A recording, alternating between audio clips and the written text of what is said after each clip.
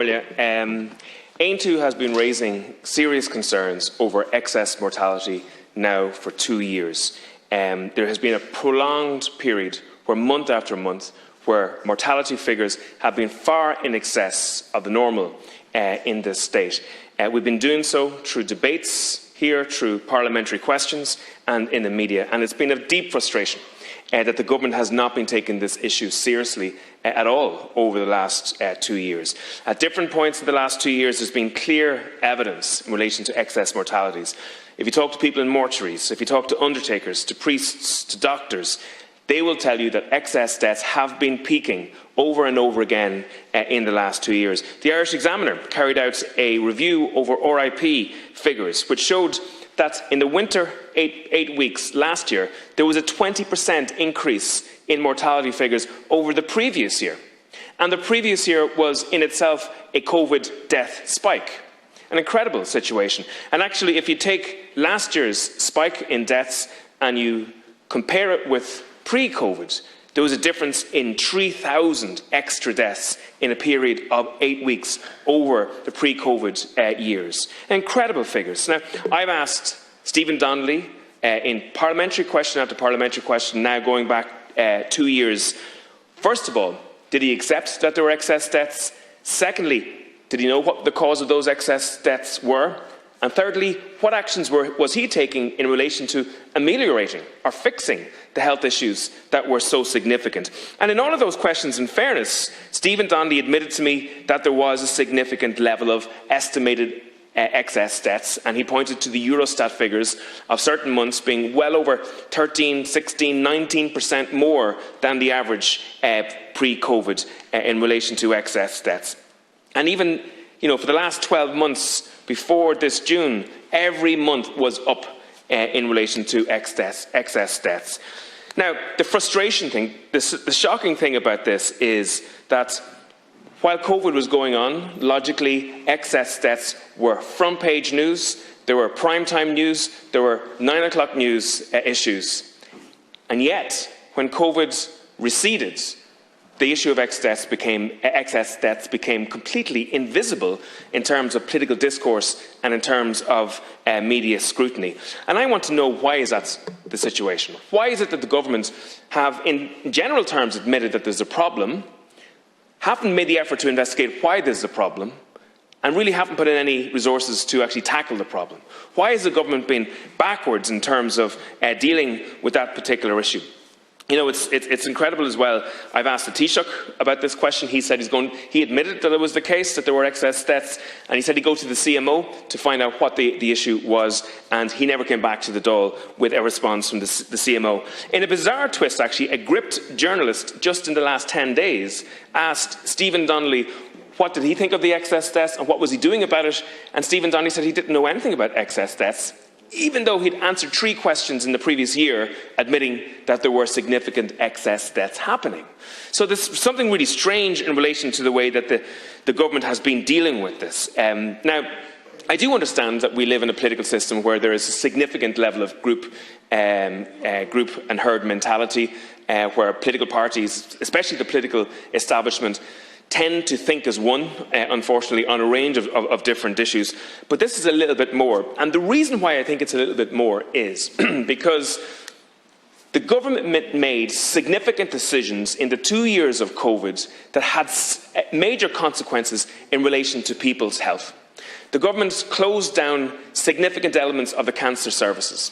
Now, this was a major mistake, and I stated so over and over again in this chamber. 480 people get cancer every day in this country. 24 people die every day of cancer in this country. No public health system that is doing its job would close down the treatment for patients with cancer. And actually, I had skin in the game at the time, because I got cancer in the middle of the COVID situation as well. And I delayed my treatment significantly because we were told not to go to GPs, not to stuff GPs up, not to stuff A&Es up because of the issue surrounding COVID. And actually, the current Taoiseach to the previous Taoiseach ridicules me for stating that the government should not be closing down cancer services at the time. Quite extraordinary response from the government. Now, also, heart disease, stroke, mental health services, all of those treatments were significantly reduced during COVID. Now, it wasn't just us, Aontú, who was pushing back against this. We had clinicians, we had senior medics who were saying that government were making a mistake, saying that there would be a tsunami of far more advanced illnesses hitting the health system in the near future if the governments didn't intervene. And the governments kept sitting on their hands in relation to this. They even closed down the screening cancer services in this country. And also in terms, I've done a good bit of work in terms of TUSLA figures in recent times, and there's been a radical increase in the number of children who are being referred to TUSLA. 77,000 children last year, 83,000 this year. More than actually do the Leaving Cert now are referred to TUSLA on an annual basis. And I've spoken to people in the sector, and they've told me that a significant reason of this is because schools were closed down in this state for longer than practically any other European country. That critical services that help children in difficulty were closed down, and mental health services were closed down. Now, I believe that, and we've been calling for an investigation into what's happening in relation to excess deaths and in relation to what happened during COVID, but the government have refused to do it. And, the government said maybe there should be a review. It should not be public. There shouldn't be this is not about actually pointing fingers or getting anybody into trouble. And yet there's no concrete plans in relation to carrying out an investigation. An investigation is critical for the first reason. We need to make sure that the mistakes that happened during COVID never happen again. We need to make sure that you have a situation where nearly 10,000 older people are pushed out of hospitals into nursing homes, many of them not even tested for COVID, and seeding COVID in those nursing homes in the most exposed area to the illness in the country and causing thousands of deaths. We need to make sure that that never happens again. But we also need to make sure that there's accountability in the system. And there's no accountability. The reason why the government are pushing back against an investigation into what happened into COVID is because the government know themselves that they made major mistakes that led to large numbers of deaths in this country. And if there's an investigation, they would have to take responsibility for that. And like there is in so much of this country, is the state never wants to take responsibility for their actions. Anytime there's an investigation or a tribunal, the government are pulled kicking and screaming into a situation where there is an investigation.